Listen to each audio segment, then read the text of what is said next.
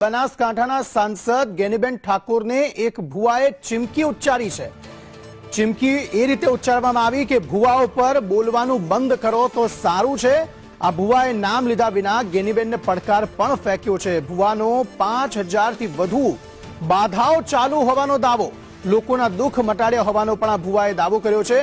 ગેનીબેને લોકોને ભુવાઓથી દૂર રહેવાની અપીલ કરી હતી અને આ અપીલ બાદ રોષે ભરાયેલ આ ભુવાએ ગેનીબેનનું નામ લીધા વિના ચીમકી ઉચ્ચારી કે 5000 થી વધુ બાધાઓ ચાલે છે, લોકોના દુઃખ મટાડ્યા છે તો ભુવાઓ પર બોલવાનું તેઓ બંધ કરે।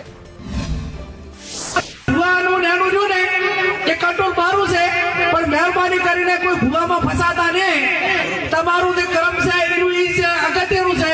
જેવું કર્મ કરશો એવું ભોગવશો અને એવા તમને ભ્રમમાં ઘાલશે કે તમને આર્થિક બરબાદ કરશે, સામાજિક બરબાદ કરશે, કુટુંબમાં બરબાદી લાવશે અને એવી વેમ ઘાલશે તો આખો પરિવાર વેરવિખેર કરશે। એટલે મહેરબાની કરીને કોઈ પણ પ્રકારનું દખ હોય તો ડોક્ટરને બતાવવું, હગાવાલાને બતાવવું, એને વાત કરવાની, કોઈ પણ અકળામણ હોય તો વાત કરવાની, 5 જણા મિત્રોને કહેવાનું, પણ ચાહે અંધશ્રદ્ધામાં આવવાનું ને અને ચાહે ભોપાની વાતરી જે ભોપા હોય માફ કરે નકે પેલા આપણે ના નડે ભાગે। એટલે યમનો મારી ચેલેન્જ છે, બધા દુનિયાના ધૂણી જૂઠા નહીં, હું કાળુ હીરાની 32 ની મેલડી ધૂણું છું। રાધનપુર, ભાભર, હોઈગોમ, દિયોદર ઈ ટપ્પા મારી 5000 બાધાયો છે। તમારા ડોક્ટર અને તમારા જેટલા નેતાઓ હોય એટલા બધા લાવો ને દુઃખ બંધ કરો 5 મિનિટ માટે, તો મને ખબર પડે કે હું દુનિયામાં જેવું જૂઠું છું।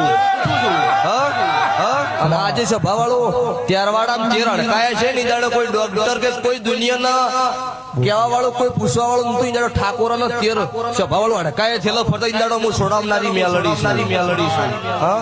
એટલો બીજી વખત બોલવું તો વિચાર કરીને બોલો, ખુલ્લી માર્કેટે નોમ લઈને બોલીશ।